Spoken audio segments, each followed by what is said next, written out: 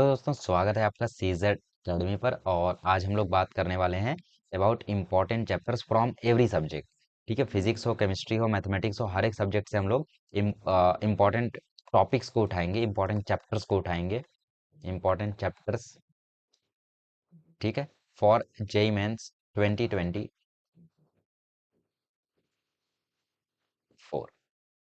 ठीक है, जैसा कि आप लोग जानते हो आपका जनवरी अटेम्प्ट जो है एकदम नज़दीक आ चुका है। ठीक है, जनवरी अटेम्प्ट के लिए मैं ये चीज़ आप लोगों को बता रहा हूँ। हालांकि ये हर एक अटेम्प्ट में लग जाएगा, ऐसा कोई वो नहीं है। मतलब जनवरी अटेम्प्ट इसलिए लिख रहा हूँ क्योंकि फोकस उसी पर है मेरा फिलहाल। ठीक है, तो मैं देखो जनवरी अटेम्प्ट की बात कर रहा हूँ तो मतलब ये है कि भाई तुम्हारे पास अब टाइम बिल्कुल नहीं बचा हुआ है। ठीक है, तो सबसे पहले मैं तुम्हें फिजिक्स के बारे में बताता हूँ। देखो, फिजिक्स के बारे में अगर मैं तुम्हें बताऊँ तो सबसे पहले तुम अपनी मॉडर्न फिजिक्स ना पूरी की पूरी कर लो। सच्ची बोल रहा हूँ, मॉडर्न फिजिक्स तुम अगर बोर्ड्स लेवल पे भी कर लोगे ना तो भी तुम जेई मेंस के क्वेश्चन इजीली हिला के आ जाओगे, क्योंकि बहुत ही आसान क्वेश्चंस आते हैं मॉडर्न फिजिक्स से जेई मेंस में। और मॉडर्न फिजिक्स के एक दो क्वेश्चन नहीं आते, इसके सीधा 5 से लेके 6 क्वेश्चन आते हैं। 5 6 क्वेश्चन आएंगे, सोचो इनको तुम कर लिए अगर तो वहां पे तुम्हारे 20 24 नंबर तो फ्री के वेट कर रहे हैं। तो मॉडर्न फिजिक्स में तुम्हें ज़्यादा कुछ नहीं करना है, बस पीवाईक्यू सॉल्व कर लेना मॉडर्न फिजिक्स का।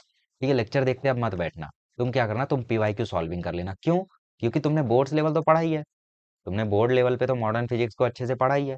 अगर बोर्ड लेवल पे भी नहीं पढ़ा है तो फिर ठीक है, लेक्चर देख लेना। लेकिन बोर्ड लेवल पे अगर तुमने अच्छे से पढ़ा है तो ज़्यादा कुछ तुम्हें नहीं करना है, बस पीवाईक्यू सॉल्विंग करना है। एक दो पीवाईक्यू सॉल्विंग करो और विथ सॉल्यूशन करो, सॉल्यूशन देखते जाओ, सॉल्यूशन देखते जाओ।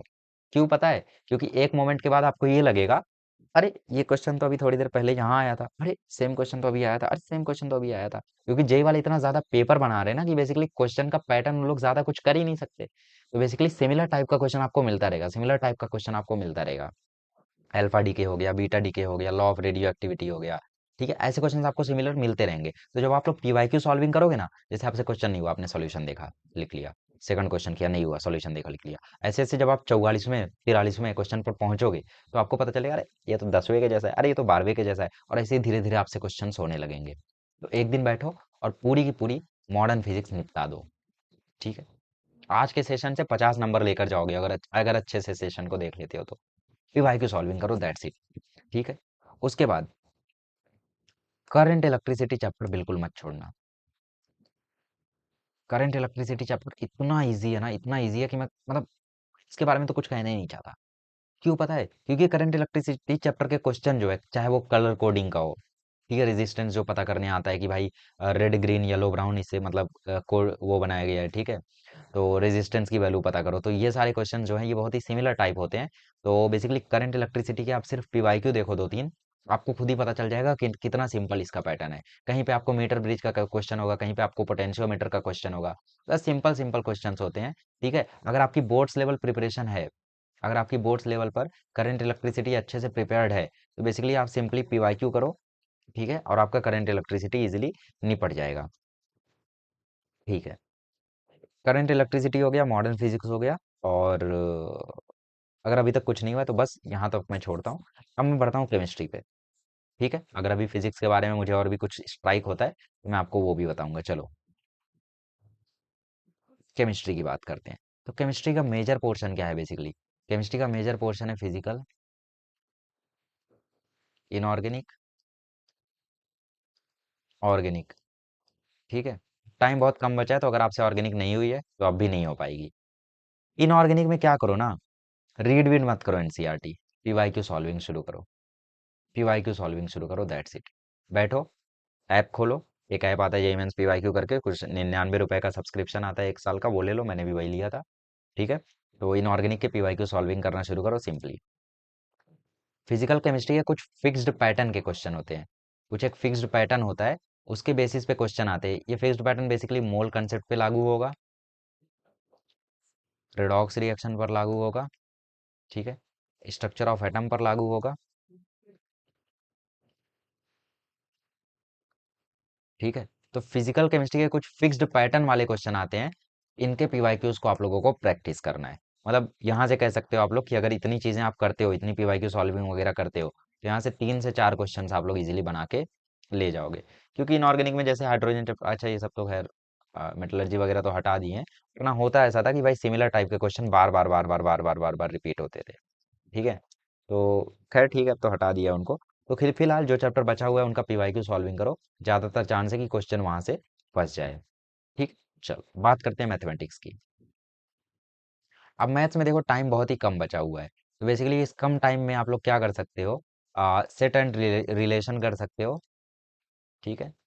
इसके अलावा मैट्रिसेस कर सकते हो। टाइम कम है लेकिन मैट्रिसेस इजीली कर पाओगे। ठीक है, और मैट्रिक्स से दो क्वेश्चन आता ही है। ठीक है, डिटर्मिनेंट एंड मैट्रिक्स कह सकते हो आप लोग, determinant and matrix simple questions आते हैं, इनसे मिला के दो क्वेश्चन आते हैं। मैट्रिक्स से ही कभी कभी दो आ जाते हैं, तीन चार भी आ जाते हैं, लेकिन ठीक है मिनिमम केस हम मान के चलेंगे। सेट रिलेशन से भी एक क्वेश्चन आ ही जाता है। ठीक है। इसके अलावा लाइन प्लेन कर लो, लाइन एंड प्लेन का कोई वन शॉट उठाओ किसी का, उससे कर लो इजीली, आप एक क्वेश्चन बना ले जाओगे, चाहे वो डिस्टेंस बिटवीन टू लाइन्स हो। डिस्टेंस बिटवीन टू लाइन वाला क्वेश्चन बहुत ही ज़्यादा चिंदी होता है। फैमिली ऑफ प्लेन वाला क्वेश्चन बहुत ही ज़्यादा चिंदी होता है, तो वो भी आप कर ले जाओगे। वेक्टर का थोड़ा सा पीवाईक्यू सॉल्विंग कर लो, क्योंकि बोर्ड लेवल पे आपका वेक्टर हुआ है, तो बस पीवाईक्यू सॉल्विंग कर लो, ज़्यादा कुछ नहीं। बाकी ट्रिगो वगैरह अब इस कम टाइम में तो कर नहीं पाओगे, लॉजिक्स वगैरह तो हटा ही दिया है ना। तो ठीक है, इतनी चीज़ें करो तो मैथ्स में भी आप लोग कम से कम तीन चार एक्स्ट्रा क्वेश्चन बना ले जाओगे। तो बेसिकली अभी हमारे पास ज़्यादा दिन तो बचा हुआ नहीं है, 10 दिन के आसपास है, तो इन 10 दिनों में आप लोग देखो इनसे ज़्यादा तो कुछ कर नहीं सकते हो, है ना। पाँच छः क्वेश्चन मान लो मॉडर्न फिजिक्स के और इलेक्ट्रिसिटी के मान लो। ठीक है। इसके अलावा मैकेनिक्स से तो मैं कुछ रिकमेंड नहीं कर रहा हूँ, लेकिन फिर भी अगर आप कुछ कहोगे तो मैं SHM कह दूंगा।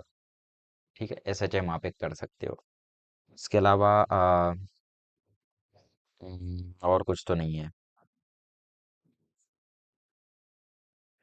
ठीक है, डायमेंशन वगैरह तो बना ही ले जाओगे। डायमेंशन वगैरह बोलने की ज़रूरत है क्या? डायमेंशन हो गया, एरर हो गया, ये सब मुझे नहीं लगता बोलने की ज़रूरत है। ये सब अंडरस्टूड है ना भाई, ये तो चिंदी चपड़ी है, तो आपको आते ही होंगे। इनके पीवाईक्यू वगैरह प्रैक्टिस कर लो। ठीक है। तो ये कुछ इंपॉर्टेंट चैप्टर्स हैं। फिलहाल ये क्वेश्चन ये सिर्फ और सिर्फ जनवरी अटेम्प्ट के लिए बता रहा हूँ मैं, क्योंकि सिर्फ 10 दिन बचे हुए हैं। तो 10 दिन में आप ज़्यादा कुछ तो उखाड़ पाओगे नहीं, तो 10 दिन में बेहतर यही होगा कि आप सिर्फ इतना कर लो। ठीक है, अगर इतना करते हो तो आपका जितना हुआ है उसमें बेसिकली यहाँ से 7 क्वेश्चन का इजाफा हो ही जाएगा। ठीक है, मॉडर्न फिजिक्स से 4 क्वेश्चन आ जाएगा, या 5 क्वेश्चन आ जाएगा, करंट इलेक्ट्रिसिटी से एक आ जाएगा, एक SHM एरर डायमेंशन इन सब से मान लो तो 7 क्वेश्चन आ ही जाएगा। केमिस्ट्री में कुछ फिक्स्ड पैटर्न के क्वेश्चन होते हैं, बेसिकली मोल कंसेप्ट के पीवाईक्यू सॉल्व करोगे तो पता चल जाएगा कौन से हैं। स्ट्रक्चर ऑफ एटम सॉल्व करोगे पता चल जाएगा। और इनऑर्गेनिक की पीवाईक्यू सॉल्विंग कर लो। पीवाईक्यू सॉल्विंग से सच्ची बता रहा हूँ, अब तो सिलेबस रिड्यूस हो गया, लेकिन फिर भी बता रहा हूँ मैं, आपका एक क्वेश्चन पक्का फंसेगा। एक क्वेश्चन बस, कम लग रहा है, मिनिमम बता रहा हूँ। और अगर सिलेबस रिड्यूस नहीं हुआ होता, हाइड्रोजन मेटलर्जी ये सब हटाए नहीं होते, तो कम से कम 3 क्वेश्चन फंसता इस पीवाईक्यू सॉल्विंग से, क्योंकि इतना पेपर हो चुका है ना कि पूरी NCERT पेपर में आ चुकी है। तो तुम पीवाईक्यू सॉल्विंग कर लोगे, तुम्हें NCERT अपने आप ही याद हो जाएगी। तो यहाँ से मान लेते 3 से 4 क्वेश्चन फंस गया, मैथमेटिक्स से 3 से 4 क्वेश्चन फंस गया, तो 7 3 10 3 13, 13 एक्स्ट्रा क्वेश्चन भाई, 13 4 जा 52, 52 मार्क्स एक्स्ट्रा। तो अगर तुम्हारे 100 आ रहे थे तो तुम 150 तक पहुंच जाओगे, लेकिन अब तुम्हारे पास सिर्फ 10 ही दिन बचे हुए हैं, तो अब इस एट द एंड 10 डेज क्या कर लोगे इन 10 दिनों में? 10 दिनों में बेसिकली सिर्फ तुम्हें इतना करना है। ठीक है, इन 10 डेज में आपको सिर्फ और सिर्फ इतना करना है। ठीक है। अभी एक फाइनल वीडियो मेरी आएगी, जिसमें मैं आप लोगों को एक फाइनल स्ट्रेटजी कह सकते हो बता दूंगा जनवरी अटेम्प्ट के लिए।